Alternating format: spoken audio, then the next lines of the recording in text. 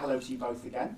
Hi, Hey, Dom. Dom. Are you right? So, of course, there's been quite a lot that's happened since we last spoke. Obviously, the season 24-25 has now ended. Can I have, first of all, your reflections on what's been your first year with the Bring Consortium? Obviously, we've just passed the first anniversary. Massive progress on and off the field. Unbelievably proud of the supporters with the support they've given us and they've got behind us over the season. From that day of just standing in front of the stand with Begbie's and Scott Kippax, signing that off, the Bring Consortium holding together like we have through the transfers, through the playing budget, through the club over the season. The progress off the field has been incredible. I think everyone can see that in the goals nest, boots, and just generally around the club. The partnership with the trust. You know, as I said to you before in many chairman's chats, I still don't understand why the previous regime never, brought them in, because they've been so helpful. We've seen the ground, the way they've been helping with that, how they've supported us 100%. And I'm being really proud to work with Nick and Danny on the board as well. Absolutely exceptional. And of course, the women's team coming in is going to be fundamental next season as well. I think off the field has been superb. I think the club maybe is trying to catch up with that, the playing team. I think over the course of the season, those chairman chats where we've mentioned about the playing budgets of Bournemouth and Eastbourne Borough and Dorking, I think in the end it's caught up with us a little bit. Well done to Truro. They did an amazing job considering that we went there. We beat them twice over the season. Of course, we beat them in the Cup, but they went on and won their final two matches. We couldn't do anything about that. We did everything that we could in our match. But yeah, unbelievably proud. I think this is the start of a really firm foundation. I think we've got the essence of a very, very good side. I think we've got to build on that with the players that we bring in. I think we'll probably say that we've been very good at the back. And we probably need to look at recruiting players in midfield and up front, and that's what I know Paul has been working very hard on. Michael, is there any particular standout moments for you during the past 12 months? Several. Where to start? I think that whole period during April, when it became clear that whoever the administrator had lined up to take over ownership of the club had fallen away, and that very chaotic, quite stressful 3 weeks just over a year ago, effectively trying to save the club and put the Bring Consortium together and align around some key principles to enable the club to survive. That was quite a big moment. So, I think it was a year ago, 2 days ago, that we finally signed the deal with the administrator. But reflecting on the season as a whole, I think one of the proudest moments, of which there have been many, but one of the standout moments was seeing the enthusiasm of the crowds, particularly for that Plymouth Argyle first game. That was quite stressful for other reasons, but to seeing a full Plainmoor, to seeing thousands of families turn up to watch Talk United and we were back. And I think that was mirrored a bit with when the teams walked out for the first game of the season against Enfield. That put a lump in our throats to see that this was our team. We got a team on the pitch, we had crowds in the stand, and we were beginning our campaign in National League South. So many, many moments. I think one of our missions was to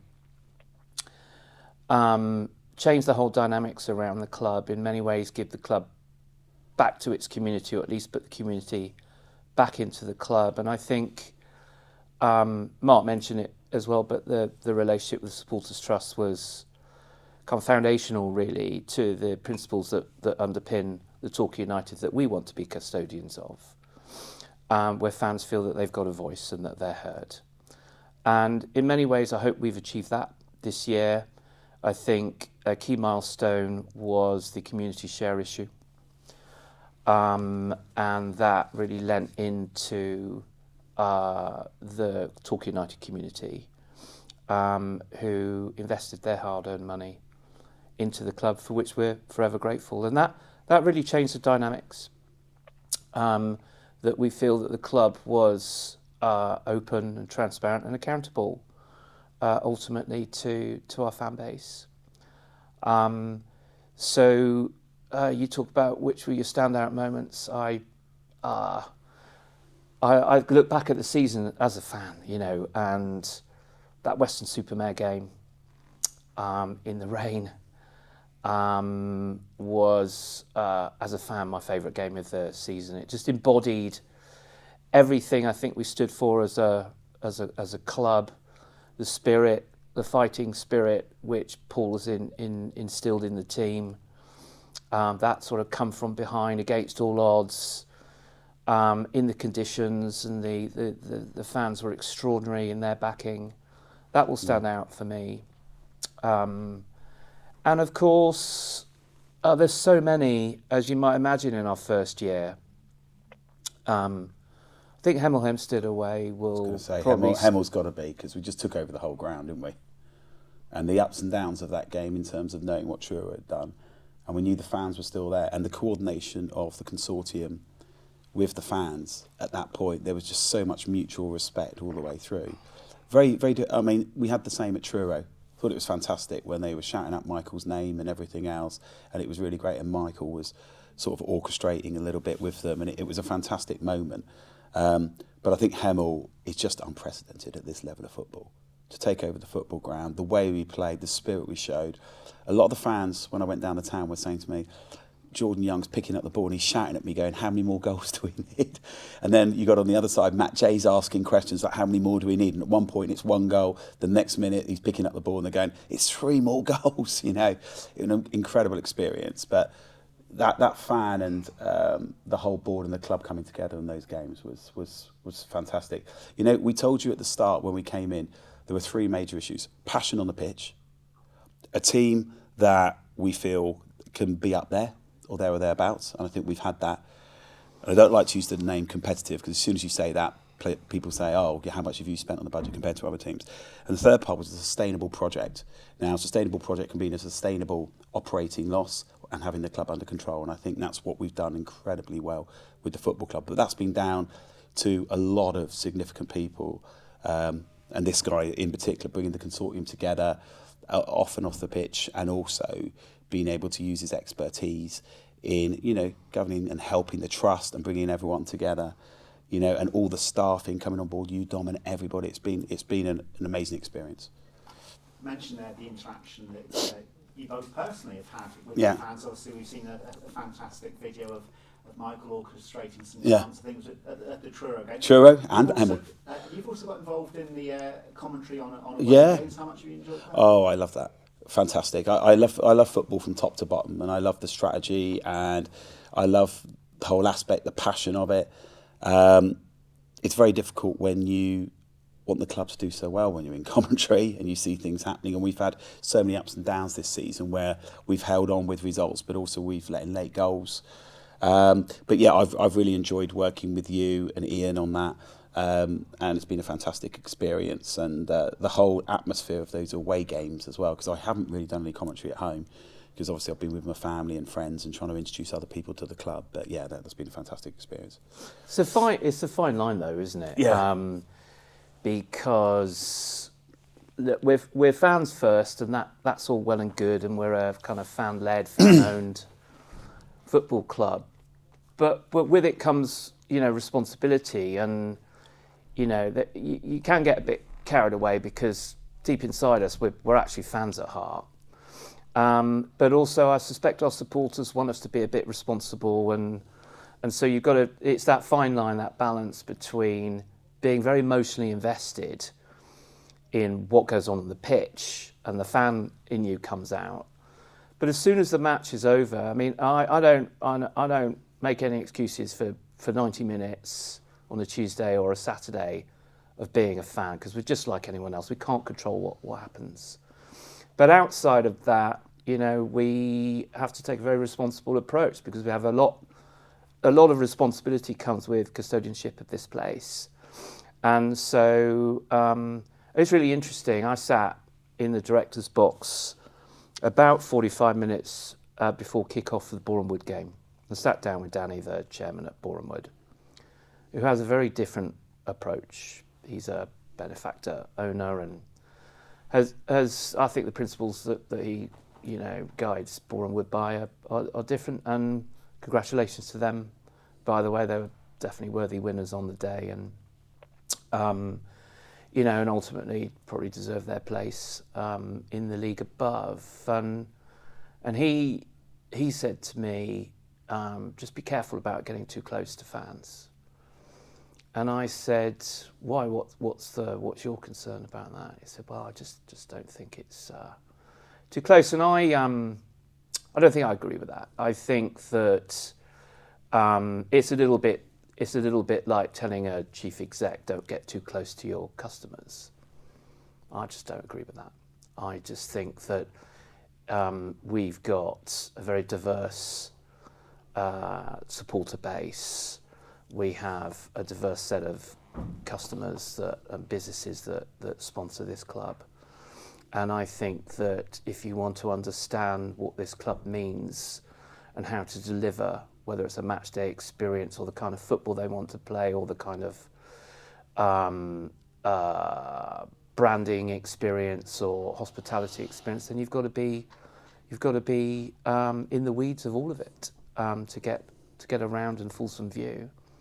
So we said from the first day that one of the overriding principles, at least why we have our hand on the tiller of this football club, is that we want to be open and honest and transparent. Does that mean that we'll make mistakes? Yeah, we've made a few, and we'll talk about those today. But I think that we try to take a very measured approach to everything, and a very responsible and disciplined one as well. But at the time, we're a community football club, and I think it's important for us that everyone that orbits around the club, whether you're a player, whether you're in management, whether you're staff, whether you're supporters, whether you're sponsors, whether you're volunteers, should feel a sense of ownership of this place. And that's our job, to make everyone feel very included in the club and that feel listened to.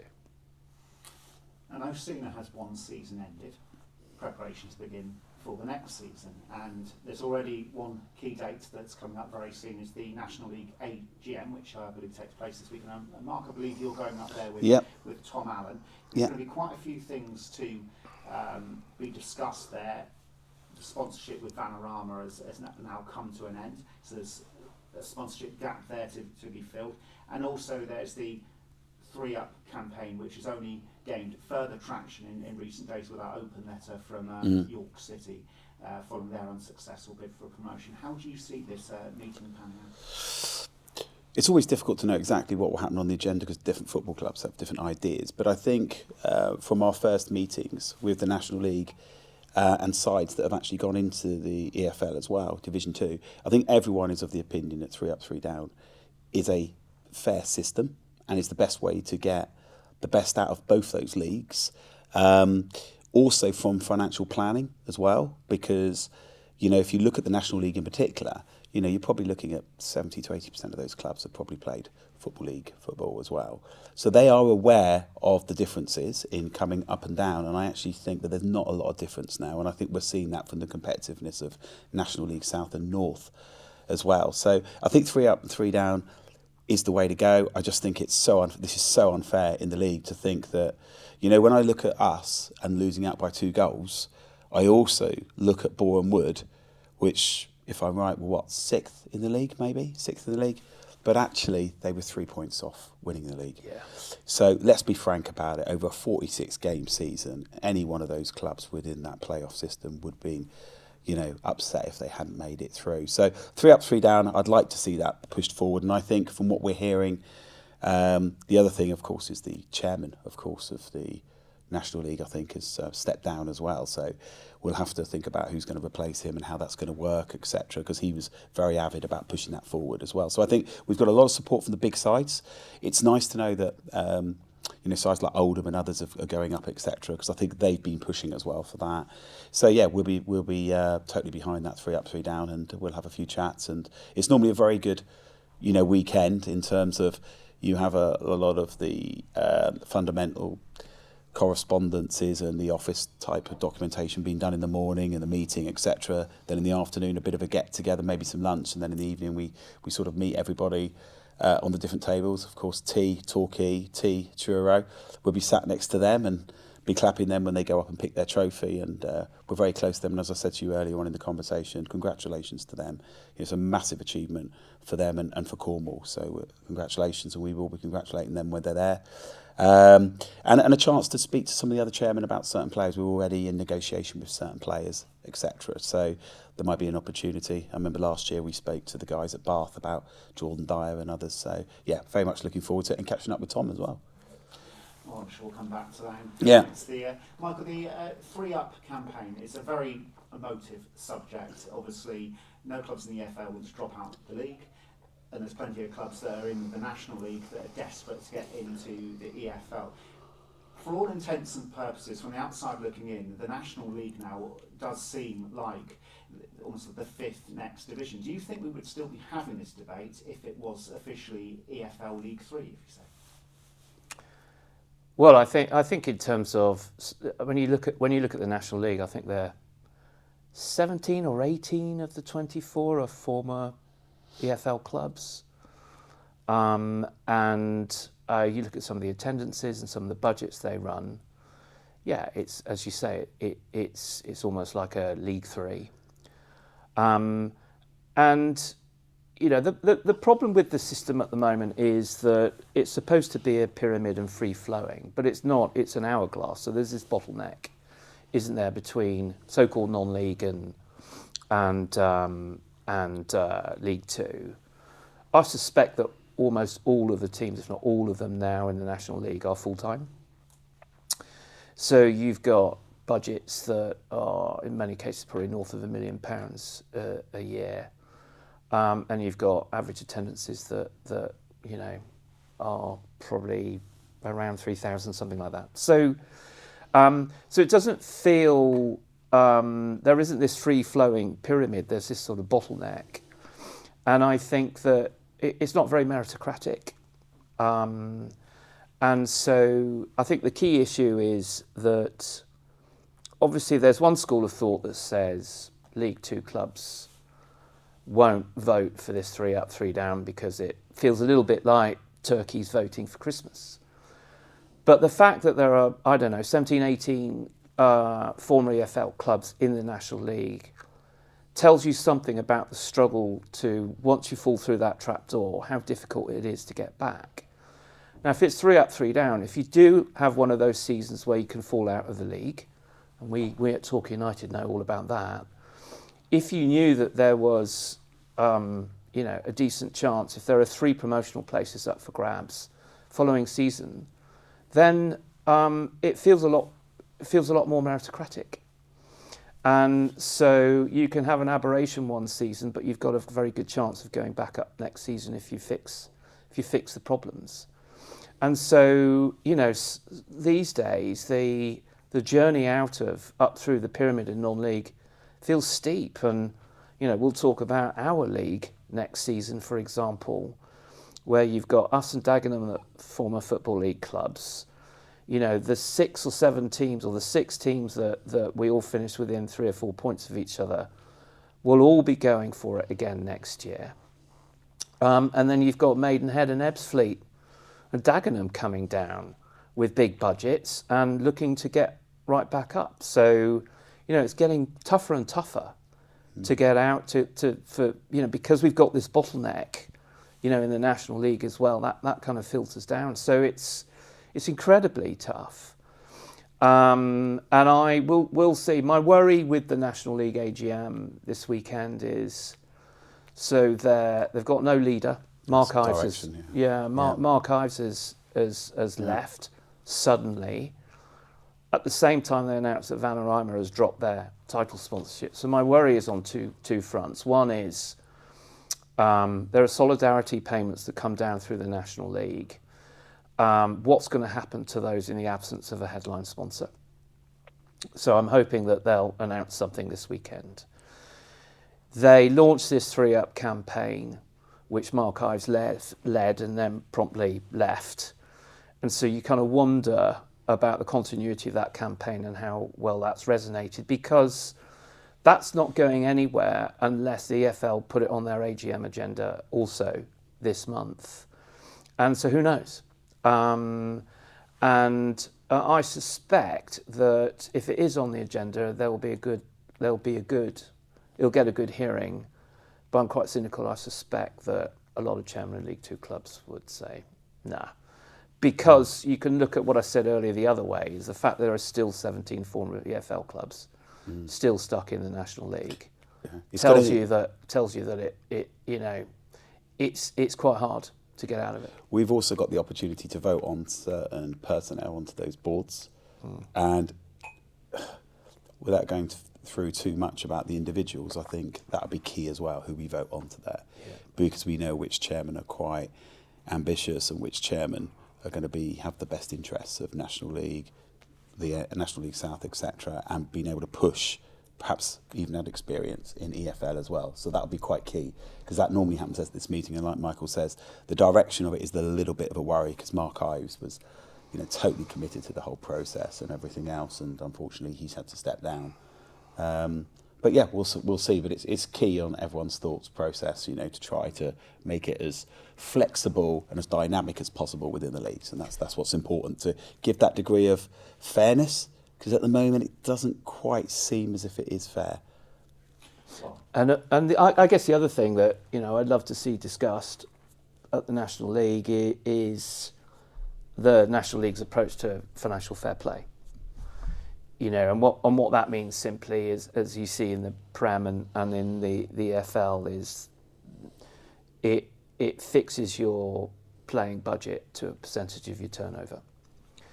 So clubs that work harder, that engage their fan base, have a bigger fan base, have a robust commercial business, their reward is that they're allowed to spend a higher percentage of they can spend. They can invest more in their playing budget because their revenues allow for it. And what that does then is eliminate this benefactor model, that people can throw good money after bad. And we see it in our league, all over the shop.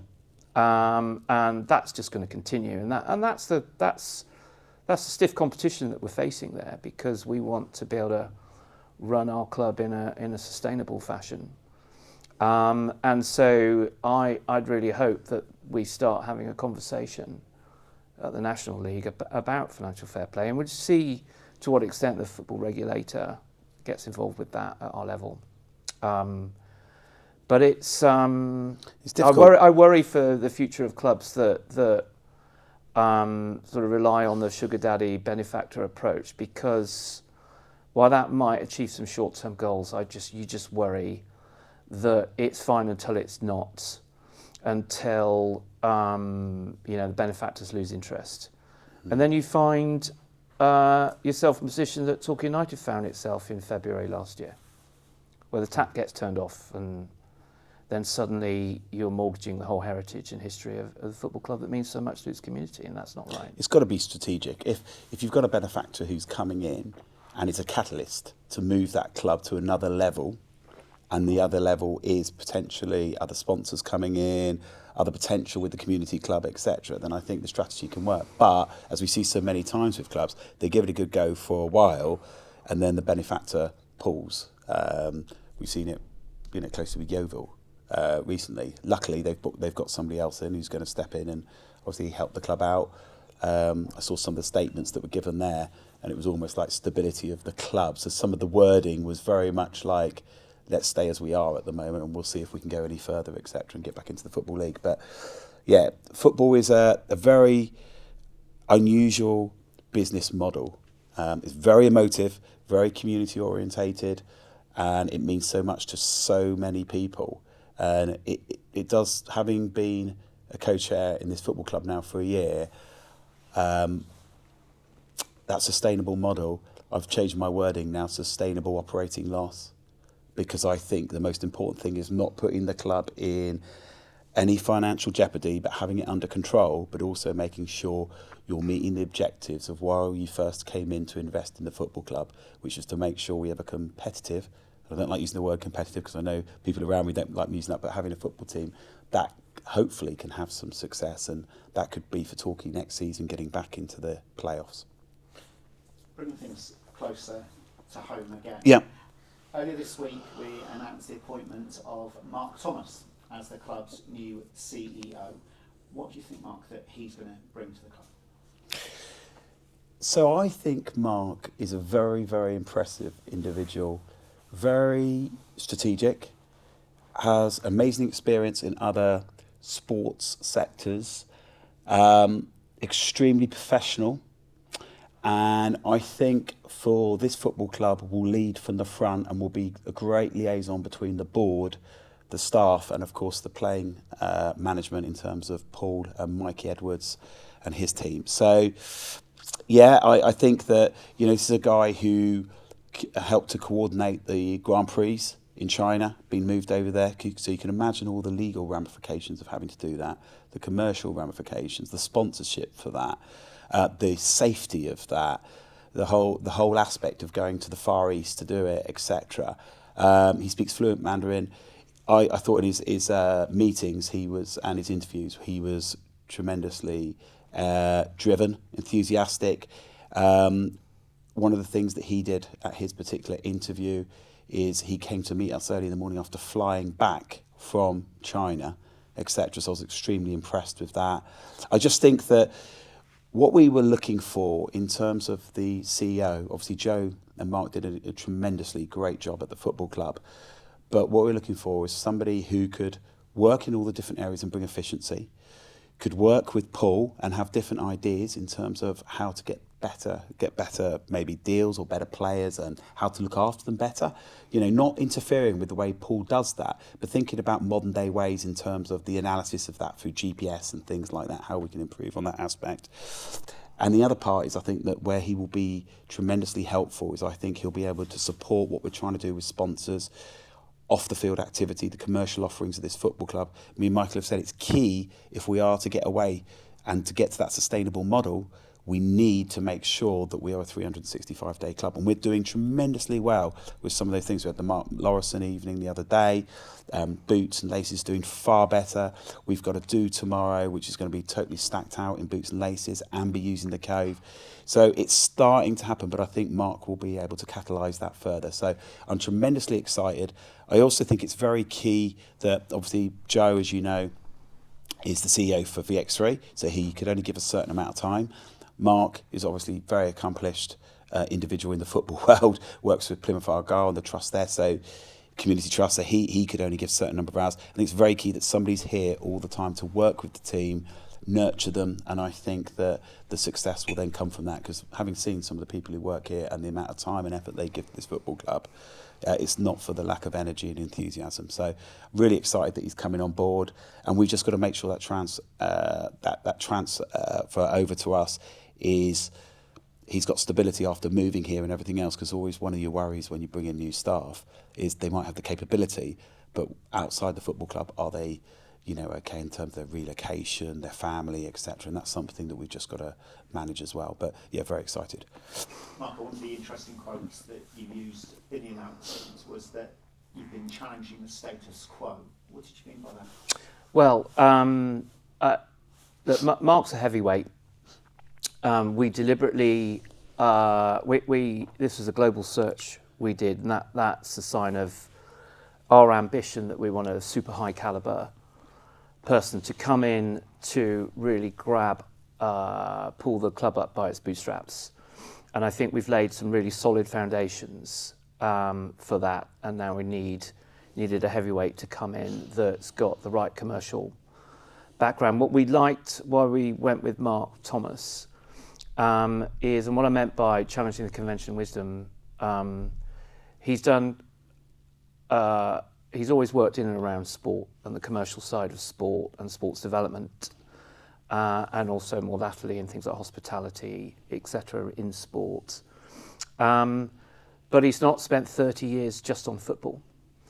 And we found that very appealing, because I think he'll challenge the conventional wisdom around how football clubs should do things. And we get bored with people saying, well, we've always done this and we've always done that. And our view is, well, if you always do what you've always done, you'll always get what you've always got. And we need to do things differently here. And we need to challenge the way things have always been done.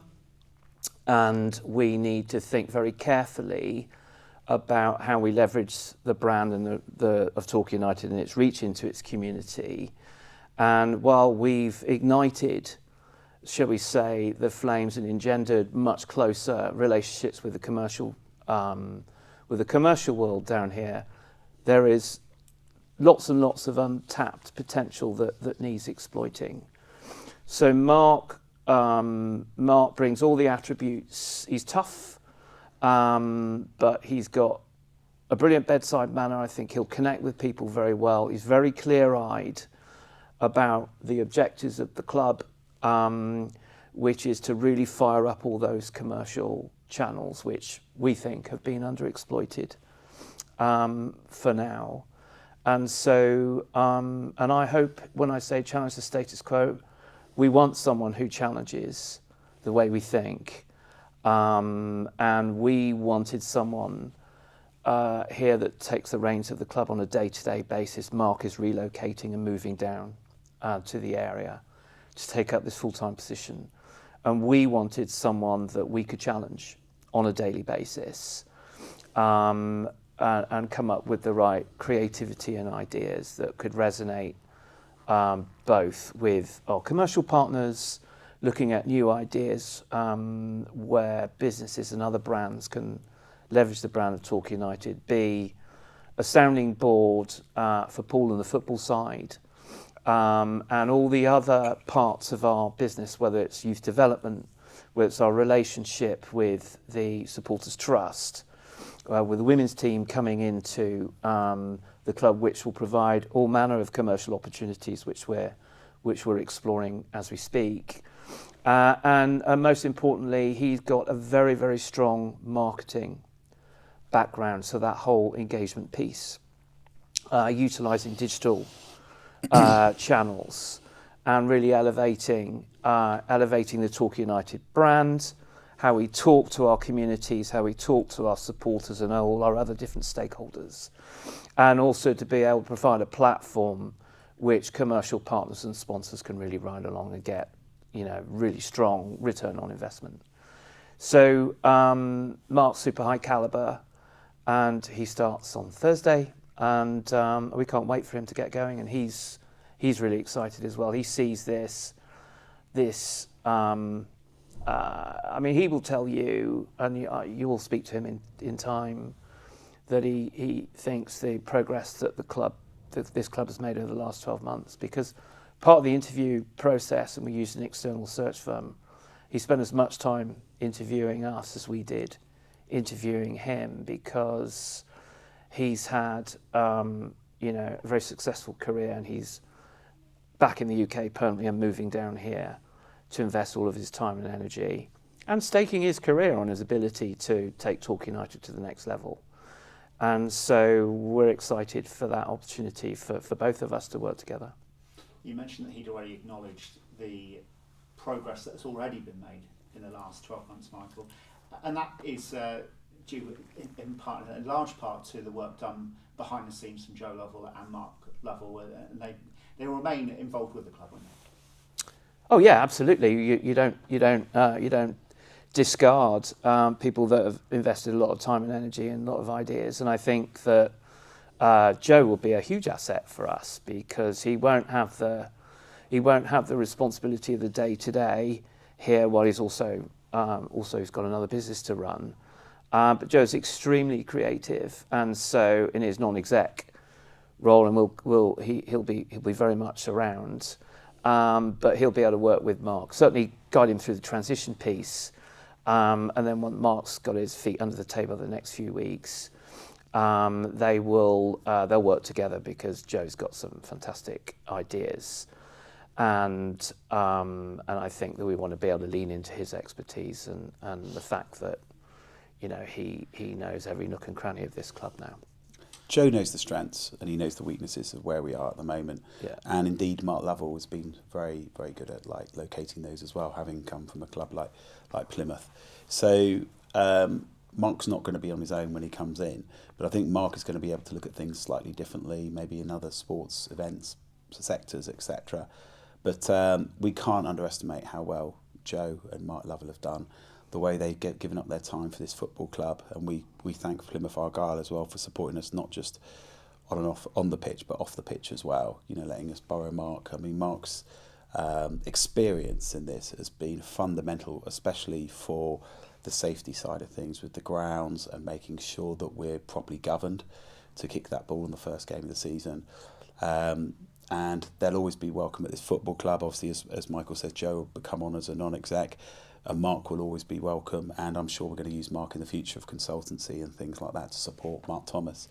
So the real thing is, if your name's Mark, apply for a job here, because Mark seems to be a very popular name. I was going to say, I'm going to sound very formal because I'm going to have to start using surnames. But Mark Bowes-Cavanagh, I'm going to come on to your favourite subject now, and we're going to talk about progress on the pitch. Yeah. 2 new faces already inside the building in Manash Sundiri and Louis Dennis. How excited are you with those, and what else is in the pipeline?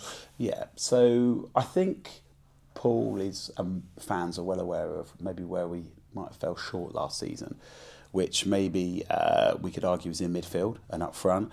I also think the team that we had on the pitch against Borehamwood it looked a little bit inexperienced compared to Borehamwood, and I think that bringing in Louis Dennis with his record of promotions and games that he's played at that level will be key for us to manage games.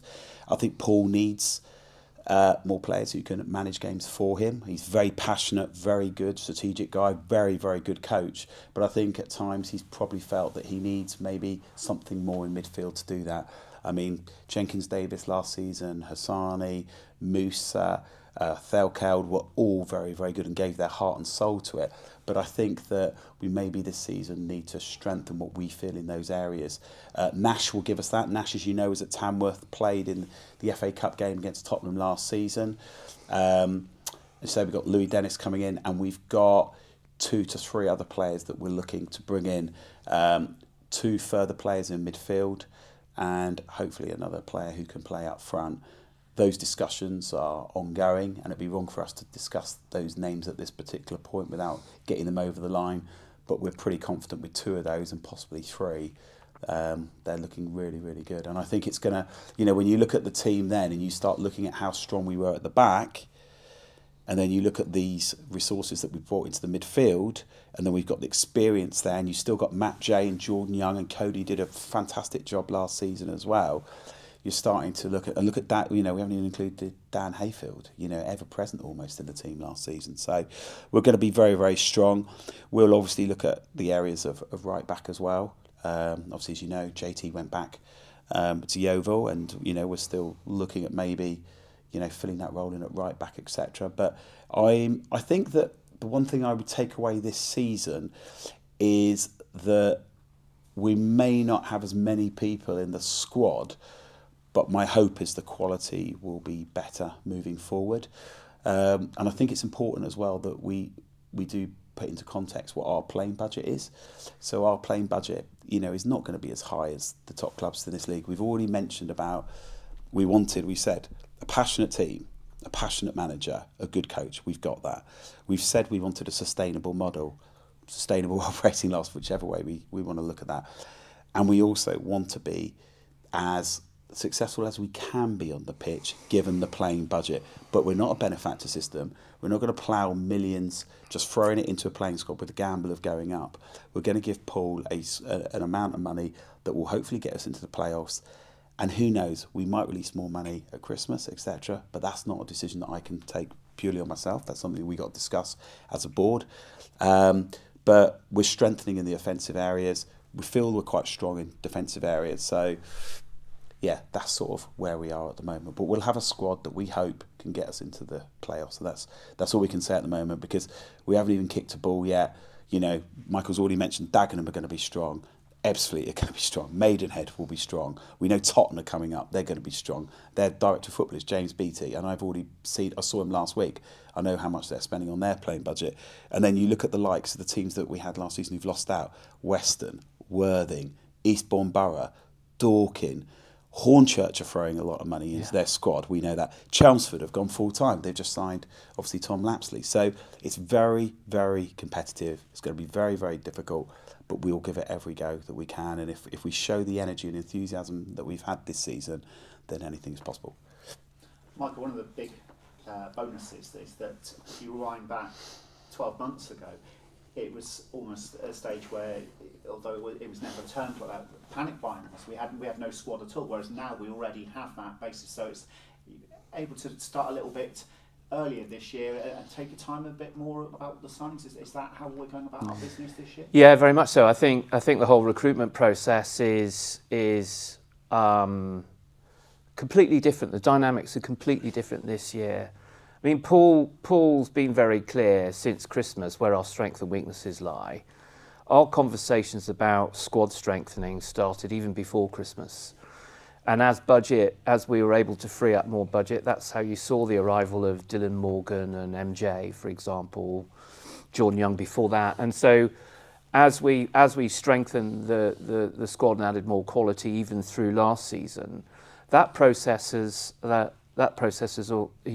been ongoing for several months. So the two players that have been brought in, those conversations have been going on for some time.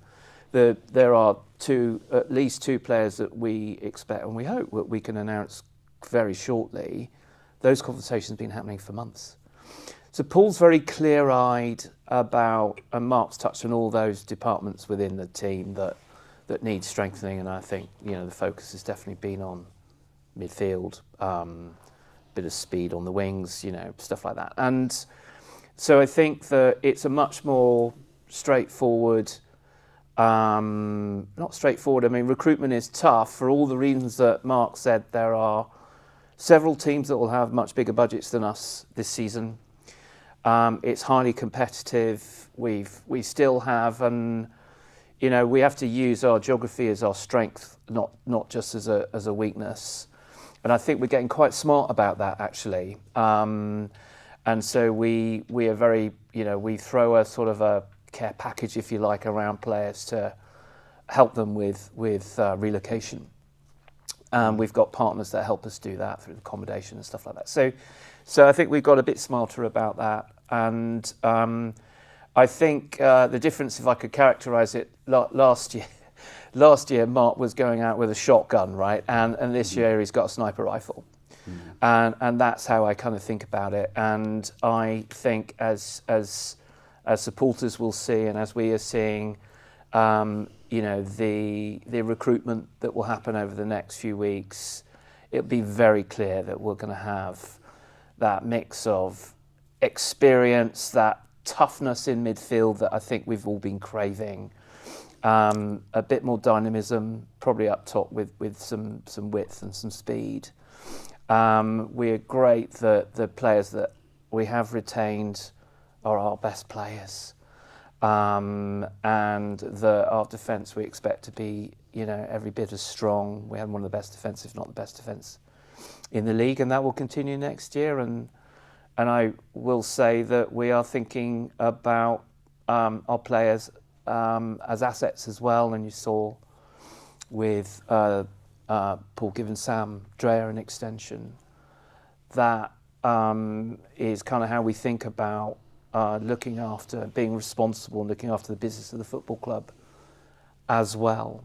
And we're looking at our, that mix of experience and youthful talent, and making sure that our youthful talent we look after and that become real assets for the football club. I think you're right when you said we're more measured this season. And you hear it a lot when you listen to things like Sky News, where you talk to managers about bringing in players, and they always say, well, we only want to bring in players who we feel are going to improve the football club. Yeah. And we feel that we are bringing in players that will improve the football club to bring on board some of the aspirations that Paul needs on the pitch in terms of managing games. I think some of the supporters would question on some of those games about, are we able to manage it? Has he got what I call his captain on the field that he needs? who has the same characteristics and personality in terms of the game. So I think we're just bringing in a slightly different ingredients that we need for the football team and the squad. I might add, you've got players like Carson and obviously the likes of Ed Palmer who've been superb at coming in and supporting the squad as well. The other key difference as well is that Mikey Edwards, he will be working full time for us next season, which is imperative because Paul has put his heart, soul, sweat, blood and tears into this football club, and I think we need to free him up to be able to watch other games, to be perhaps more strategic in his approach into what he's got to do without having to do everything else. And Mikey can do more of the coaching. Second season with some of these players, we've already seen with Paul and Mikey's experience, with Truro, that they've done a superb job at bringing players on from where they are. They've spoken to me in quite some detail about how they go about that with certain players and how to improve their skill sets and things like that. So I think that's key, to free up time for Paul, just to clear his head, just be able to look more strategically at every game, look at the opposition, look at some of those aspects, because he's having to recruit, he's having to coach, he's having to manage the football club, he's the front end, he is the main guy really, the whole person that is the manager of the football club. So that's key. One other thing as well is I think we'll probably wait quite late to do some loan deals, to bring in some loan deals, and we'll probably be hitting the shoulders of Neil on that as well to support Paul with that.